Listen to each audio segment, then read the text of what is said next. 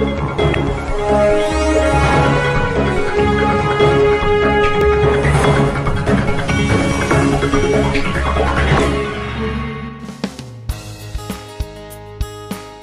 Sakit Umum Daerah RSUD Kardina Kota Tegal terpilih menjadi salah satu rumah sakit yang melakukan virtual meeting atau telekonferensi bersama Presiden RI dalam acara Grand Launching Telemedicine oleh Presiden RI pada gugus tugas Reforma Agraria GTRA Summit 2022 di Wakatobi.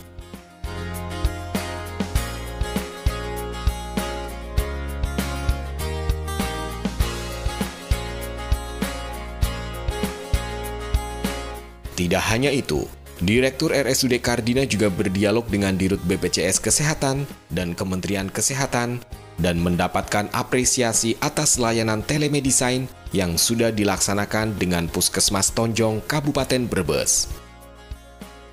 Pada telekonferensi tersebut selain dihadiri Direktur RSUD Kardina, dokter-dokter spesialis jantung dan penyakit dalam juga dihadiri perwakilan BPJS Kesehatan wilayah Jateng dan DIY.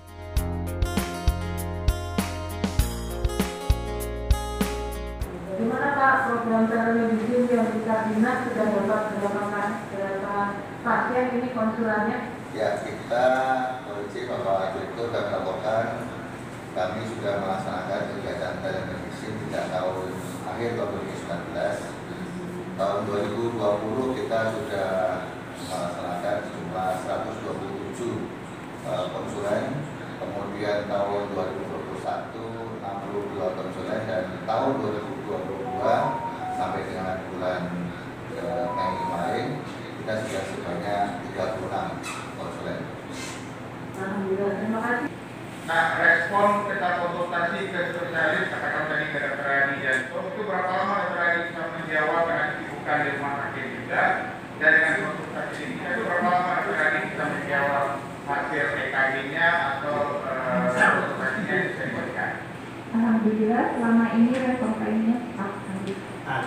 Jadi kita tidak Alhamdulillah. Ya, ini kegiatan telemedicine, ya, kegiatan telemedicine yaitu telekonsultasi menggunakan teknologi informasi, yang mana Rumah Sakit Kardina menjadi salah satu proyek percontohan mulai dari Kementerian Kesehatan dan sekarang sama-sama dengan dari BPJS Kesehatan.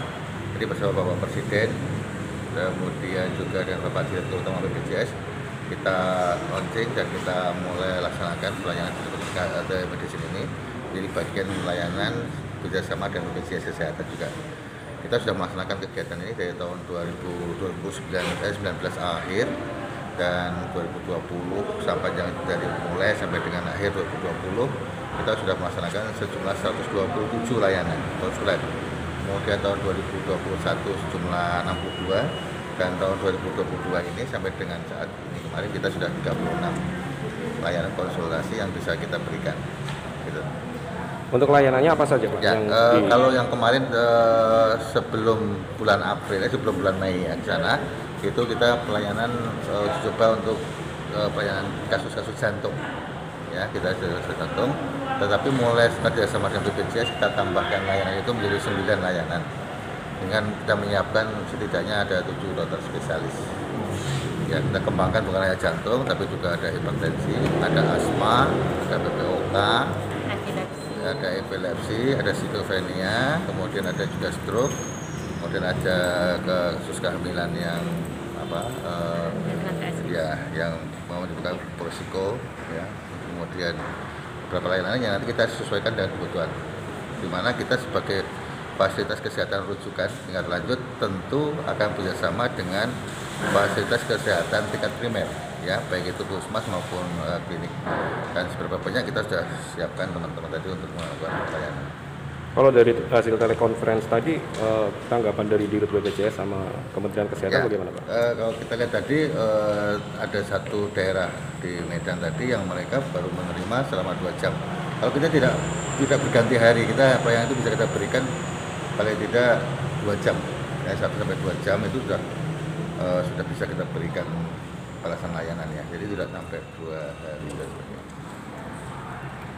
Jadi terkait dengan program telemedicine, memang benar yang disampaikan Bapak Direktur bahwa tahun ini adalah uji coba untuk perluasan. Jadi tahun 2022 perluasan, artinya perluasan yang kemarin itu hanya terbatas pada pasien-pasien PRP, pasien rujuk balik saja. Sekarang diperluas itu kepada pasien yang berpotensi PRP. Jadi belum terdiagnosa PRP tapi sudah memiliki potensi ke arah PRP, sudah bisa dilaksanakan dengan telemedicine ini. Kemudian di samping itu juga diperluas itu kepada peserta yang awalnya hanya terdaftar di satu vaskes primer, sekarang boleh di luar vaskes primer tersebut dilakukan telemedicine. Nah, untuk telemedicine di sini tujuannya itu sebetulnya adalah memberikan kemudahan kepada masyarakat. Jadi yang semula kalau pasien itu membutuhkan layanan spesialis itu harus datang ke rumah sakit, contoh saja dari Tonjong, nah dokter jantung adanya di Kardina saja harus berjalan 2 jam. Tapi dengan adanya telemedicine, peserta atau masyarakat tidak perlu datang langsung kepada rumah sakit Kardina, bisa dikonsultasikan melalui puskesmas yang tadi sudah ditunjuk itu Puskes Tonjong. Nanti hasilnya itu akan dibacakan oleh dokter jantung dan alhamdulillah di rumah sakit Kardina memberikan respon sangat cepat. Jadi begitu dokter rumah sakit itu memberikan konsultasi langsung dijawab tidak lewat 1 jam gitu. Jadi di sini karena batasnya itu 15 menit seperti itu. Dan hal ini tentunya dengan adanya telemedicine di samping memberikan kemudahan akses bagi masyarakat, tentunya juga akan membuat adalah efisiensi karena peserta maupun masyarakat tidak perlu mengeluarkan biaya. Karena kan seharusnya dirujuk membutuhkan mobil, membutuhkan waktu dan sebagainya. Ini akan benar memberikan adalah efisiensi dari sisi waktu, efisiensi biaya dan sebagainya. Nah, inilah kemudahan-kemudahan ini yang kita akan sediakan, yaitu antara vaskes primer dengan rumah sakit, dan di sini adalah rumah sakit Kardina, dan secara pelaksananya pun Kardina sudah sangat berjalan dengan lancar. Dan Bapak Direktur sudah membuka, seluruh dokter sudah siap memberikan layanan untuk program telemedicine di sini. Kalau di Jateng atau mungkin Jateng DIY sudah berapa rumah sakit? Sudah, jadi kami Jateng DIY karena ini tahun ini masih uji coba, itu ada 4, di DIY ada 1, kemudian di Jawa Tengah ada 3, yaitu di Rumah Sakit Kardina, kemudian ada di Rumah Sakit ada di Sragen, kalau rumah sakitnya, kemudian di Rembang. Puskesmasnya juga sama, puskesmasnya kami itu ada di Tonjong di Brebes, kemudian puskesmas ada di Kaliori Rembang, dan puskesmas ada di Sragen.